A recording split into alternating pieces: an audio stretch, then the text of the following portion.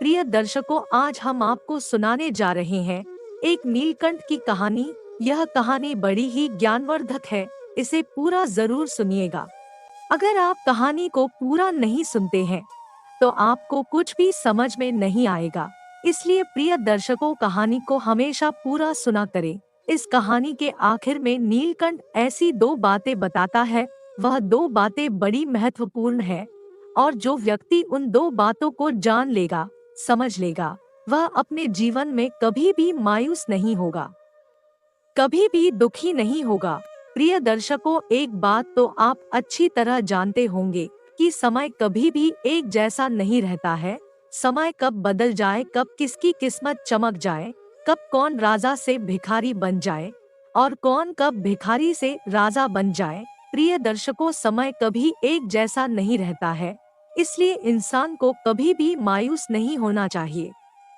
प्रिय दर्शकों, आज की यह कहानी आपको यही ज्ञान देने वाली है, यही सीख देने वाली है कि इंसान को कभी भी दुखी नहीं होना चाहिए। प्रिय दर्शकों, चलिए अब कहानी शुरू करते हैं। प्राचीन काल में किसी जंगल में एक नीलकंठ का परिवार रहा करता था, जिसमें नीलकंठ, नीलकंठनी और उनके दो छोटे छोटे प्यारे प्यारे बच्चे थे। वह चारों एक पेड़ पर अपने घोंसले में बड़े प्यार से रहा करते थे। वह नीलकंठ के बच्चे बड़े ही सुंदर थे, बड़े ही प्यारे थे। नीलकंठ और नीलकंठनी दोनों अपने बच्चों से बहुत प्यार किया करते थे। एक दिन की बात है, नीलकंठ और नीलकंठनी दोनों अपने बच्चों के लिए दाना लेने कहीं दूर गए थे। तभी घोंसले में वह दोनों प्यारे प्यारे बच्चे बिल्कुल अकेले थे। तभी उस राज्य के राजा का एक सिपाही जंगल से होते हुए कहीं जा रहा था। जंगल में उस सिपाही की नजर उन दोनों प्यारे नीलकंठ के बच्चों पर पड़ती है। उन्हें देखकर वह मोहित हो जाता है और सोचने लगता है कि यह दोनों कितने सुंदर हैं, कितने प्यारे लग रहे हैं। प्रिय दर्शकों, वह सैनिक सोचता है कि क्यों ना मैं इन्हें ले जाऊं और ले जाकर राजा को दूं। वह राजा इन्हें पाकर बहुत ही खुश हो जाएंगे और मुझे कुछ अच्छा इनाम मिल जाएगा। यह सोचकर वह सैनिक उन दोनों नीलकंठ के बच्चों को उठा लेता है और अपने झोले में भरकर राजमहल की ओर निकल पड़ता है। वह सैनिक मन ही मन बहुत खुश होता है कि आज तो मुझे कोई अच्छा इनाम जरूर मिलेगा। आखिर मैं राजा के लिए इतना अच्छा उपहार जो लेकर जा रहा हूँ। प्रिय दर्शकों, वह सैनिक राजमहल पहुँचता है और राज दरबार में राजा के सामने जाकर खड़ा हो जाता है। वह सैनिक बोलता है, महाराज, मैं आपके लिए बहुत ही अच्छा उपहार लाया हूँ। सभा में सभी अचंभित थे और सोच रहे थे कि आखिर यह राजा के लिए क्या लेकर आया होगा। इतने में राजा बोल पड़े, क्या लाए हो तुम? राजा के इतना बोलते ही वह सिपाही ने अपना झोला खोला और उसमें से दो प्यारे प्यारे नीलकंठ के बच्चे निकाले। सभी उन प्यारे बच्चों को देखकर बहुत ही खुश हो गए और राजा बोलने लगे, यह तो बहुत ही सुंदर उपहार है। प्रिय दर्शकों, राजा अन नीलकंठ के बच्चों को देखकर बड़ा ही खुश हो जाता है और उन्हें अपने हाथ में लेकर खिलाने लगता है। राजा आदेश करता है कि सिपाही को 10 स्वर्ण मुद्राएं दी जाए। सिपाही मुद्राएं लेकर बड़ा खुश हो जाता है और वहां से चला जाता है। इधर राजा अपने सैनिकों को आदेश देते हैं कि इन दोनों नीलकंठ के बच्चों के लिए एक सोने का पिंजरा बनवाया जाए। कुछ ही दिनों में नीलकंठ के बच्चों के लिए एक सोने का पिंजरा बनकर आ जाता है। उन दोनों प्यारे प्यारे नीलकंठ के बच्चों को राजा स्वयं सोने के पिंजरे के अंदर रख देता है। प्रिय दर्शकों, राजमहल के सभी लोग उन दोनों प्यारे नीलकंठ के बच्चों से बहुत प्रेम करने लगते हैं। चाहे वह सिपाही हो या राजा के सैनिक हो या राजा की रानियां हो या राजा का छोटा बेटा हो, वह सभी नीलकंठ के बच्चों के साथ बड़े प्रेम से रहते हैं और उन्हें उनका पसंदीदार भोजन खिलाते। वह दोनों नीलकंठ के बच्चे बहुत ही खुश थे। उन्हें अपना जीवन बहुत ही सुखमय लग रहा था। राजा का बेटा दिन भर उन नीलकंठ के बच्चों के साथ खेलता रहता, उन्हें कुछ न कुछ खाने को दिया करता था।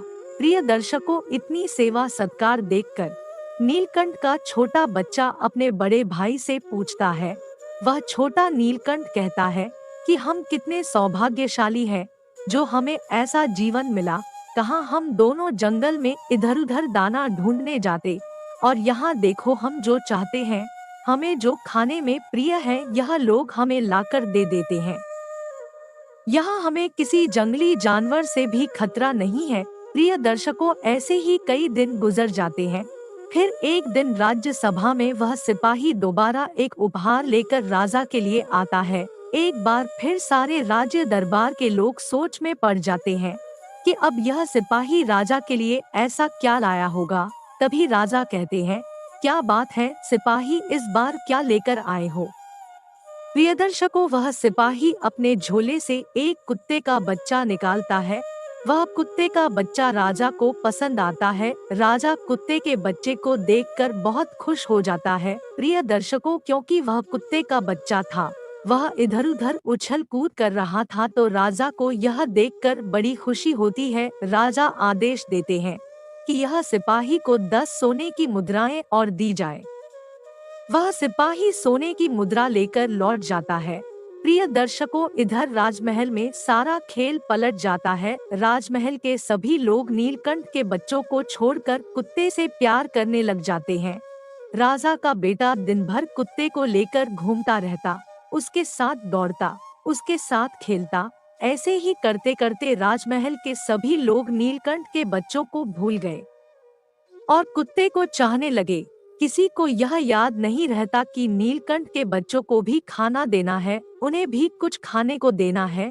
सभी बस कुत्ते के बच्चे के पीछे पड़े रहते, उसे खाना देते, उसे घुमाते, उसके साथ खेलते, उससे बातें करते, परंतु नीलकंठ के बच्चों की तरफ किसी का ध्यान नहीं था। कई बार तो प्रिय दर्शकों, ऐसी नौबत आ जाती कि नीलकंठ के बच्चे पूरे दिन कुछ भी नहीं खाते, कोई उन्हें खाना देने जाता ही नहीं था, सब उन्हें भूल गए थे। सबका यह बदलाव देखकर वह दोनों नीलकंठ के बच्चे आपस में बात करते हैं। वह छोटा नीलकंठ बड़े नीलकंठ से कहता है कि भैया, यह क्या हो गया? हमारी तो तकदीर ही पलट गई।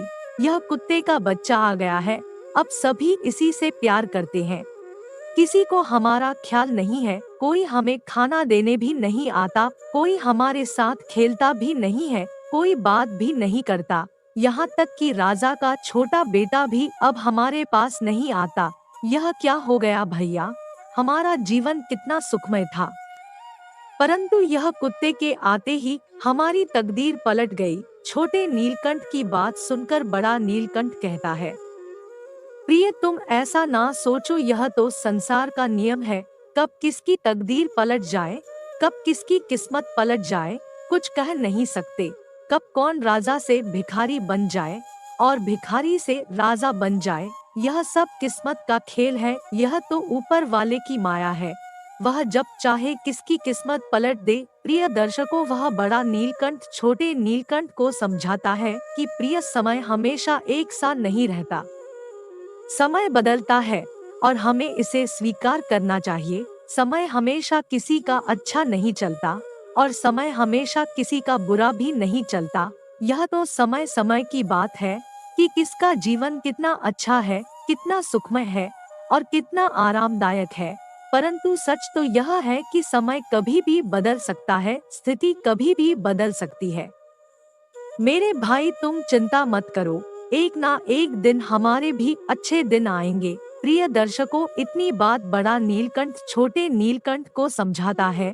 इसके बाद दोनों नीलकंठ यही आस में अपना जीवन व्यतीत करने लगते हैं कि एक न एक दिन उनके भी अच्छे दिन जरूर लौट कर आएंगे। इसी तरीके से उनके कई दिन कई महीने गुजर जाते हैं। उन्हें किसी का प्यार नहीं मिलता, समय पर खाना नहीं मिलता।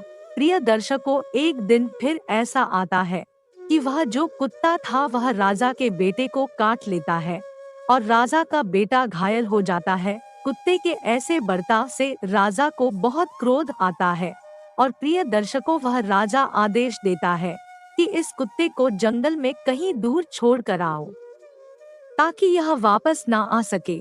राजा के आदेश पर कुत्ते को जंगल में छोड़ दिया जाता है और इधर कुछ दिनों में राजा का बेटा स्वस्थ हो जाता है। राजा अब यह समझ जाता है कि कुत्ता राज्य महल में पालने के लिए सही जानवर नहीं है। प्रिय दर्शकों, इसके बाद राजमहल के सभी सदस्य धीरे धीरे दोबारा नीलकंठ के बच्चों को प्यार करने लगते हैं। नीलकंठ के बच्चों के साथ खेलने लगते हैं, उनसे बातें करने लगते हैं, चाहे वह रानियां हो, दासियां हो, सिपाही हो या स्वयं राजा हो या राजा का छोटा बेटा हो। सभी नीलकंठ को बहुत प्यार करते, बहुत दुलार करते, उनके पसंद की चीजें खाने को देते। राजा का बेटा नीलकंठ के बच्चों के साथ दिन भर खेला करता। यह देखकर दोनों नीलकंठ बहुत खुश थे। तभी छोटा नीलकंठ बड़े नीलकंठ बोला कि भाई, अब तो मजा आ गया, हमारे सुख के दिन लौट आए हैं। अब हमारा जीवन एक बार फिर सुखमय होगा। तभी बड़ा नीलकंठ कहता है, सुनो भाई, इतना मत इतराओ। मैंने उस दिन तुम्हें एक बात बताई थी कि समय कभी भी बदल सकता है। आज मैं तुम्हें दूसरी बात बताता हूँ। मेरी बात ध्यान से सुनो। पृथ्वी के चाहे किसी भी कोने में रहो, बस मेरी बताई इन दोनों बातों पर हमेशा अमल करते रहना और याद रखना। तब वह नीलकंठ दूसरी बात बताता है और कहता है कि आपका समय चाहे कितना भी अच्छा हो, आपकी किस्मत चाहे कितनी बुलंद हो, लेकिन उस पे कभी नहीं इतराना चाहिए। यदि आप उस पर इतराओगे तो जब दुख आएगा तो आप उस दुख को सहन नहीं कर पाएंगे। इसलिए अपने भाग्य पर और अपनी किस्मत पर जब आपका भाग्य साथ देता है तो उस पर इतराना नहीं चाहिए। जो लोग इतराते हैं उनका पतन हो जाता है। इसलिए जब आपका नसीब साथ दे, आपका भाग्य बुलंद हो, तो आपको कभी नहीं इतराना चाहिए। और जब आपके ऊपर कोई भारी दुख आ जाए, कोई भारी संकट आ जाए, तो आपको बिल्कुल भी दुखी नहीं होना है। पूरी हिम्मत से उसका सामना करना। यदि आप हिम्मत हार गए तो निश्चय है कि आपका पतन हो जाएगा। इसलिए विद्या कितनी भी बड़ी हो, संकट कितना भी बड़ा हो, आपको कभी निराश नहीं होना, पूरी शक्ति से उसका सामना करना है। प्रिय दर्शकों, बड़ा नीलकंठ छोटे नीलकंठ को यह दो बात समझाता है और छोटे नीलकंठ के समझ में यह दोनों बात आ जाती है। छोटा नीलकंठ कहता है कि भैया, आपने मुझे इतनी अच्छी दो बातें बताई, उसके लिए बहुत बहुत धन्यवाद। प्रिय दर्शकों, उस दिन के बाद दोनों नीलकंठ के जीवन में बहुत सी खुशियाँ भी आईं और बहुत से संकट भी आए, परंतु खुशी के दिनों में वह दोनों कभी भी इतराए नहीं और संकट के दिनों में वह दोनों ने हिम्मत नहीं हारी और संकट का मिलकर सामना किया। प्रिय दर्शकों, यही काम इंसान को भी करना चाहिए। अगर किसी का भाग्य साथ देता है, उसकी किस्मत बुलंद होती है, तो उसे इतराना नहीं चाहिए, सरल बनना चाहिए, दूसरों की मदद करनी चाहिए। और जब भी समय खराब होता है, जब दुख आते हैं, तो हमेशा उनका मिलकर सामना करना चाहिए और उम्मीद नहीं छोड़नी चाहिए कि अच्छा समय आएगा। क्योंकि जैसा कि नीलकंठ ने बताया कि समय कभी भी बदल सकता है, कभी भी राजा गरीब बन सकता है और गरीब राजा बन सकता है। तो प्रिय दर्शकों, आपको यह कहानी कैसी लगी?